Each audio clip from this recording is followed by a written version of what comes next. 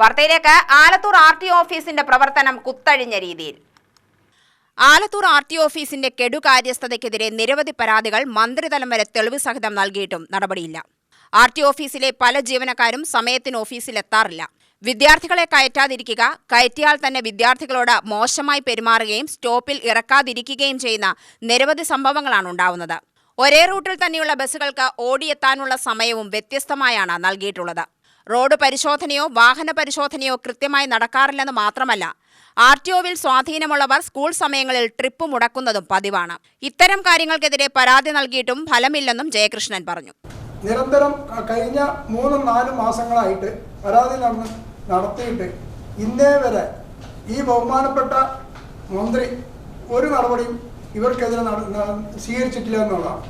അന്ന് മന്ത്രി പറഞ്ഞു, എൻ്റെ പരാതിയുടെ അടിസ്ഥാനത്തിലാണ് ഒരു പ്രസ്താവന ബഹുമാനപ്പെട്ട മന്ത്രി ഇറക്കിയത്.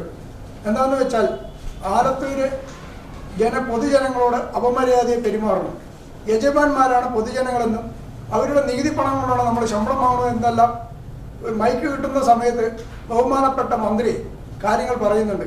പക്ഷേ ഏത് ഓഫീസാണ്, എന്ത് ഓഫീസാണ്, ഏത് വ്യക്തിയാണ് തെറ്റ് ചെയ്യുന്നതെന്ന് പറഞ്ഞാൽ നടപടിയെടുക്കുന്ന മന്ത്രി പറയുന്നുണ്ട്. പക്ഷേ ഒരു നടപടിയും ഇന്നേ വരെ ആലത്തൂർ ഭാഗത്ത് RTO ഓഫീസിനെതിരെ ചെയ്തിട്ടില്ല എന്നുള്ളതാണ്. പഴയതിനേക്കാൾ വളരെ മോശമായ രീതിയിലാണ് ആലത്തൂർ ജോയിൻ്റ് RTO ഓഫീസിൽ പല കാര്യങ്ങളും നടക്കുന്നത്.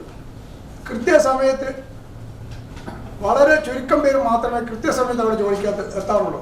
അതിന് വീഡിയോ തെളിവുകളടക്കം എടുക്കാൻ വേണ്ടി ബഹുമാനപ്പെട്ട മന്ത്രി പറഞ്ഞു, നിങ്ങൾ അവിടെ എത്തുന്നില്ല എന്നുള്ളതിന് എന്താണ് തെളിവ് എന്ന് ബഹുമാനപ്പെട്ട മന്ത്രി ചോദിച്ച സമയം ഞാൻ ഒരു ദിവസം ആലത്തൂർ ജോയിൻ്റ് RTO ഓഫീസിൽ പോയി വീഡിയോ എടുക്കുന്ന സമയം കരാർ ജീവനക്കാരൻ എന്നെ വളരെ മോശമായിട്ടാണ് പെരുമാറിയത്.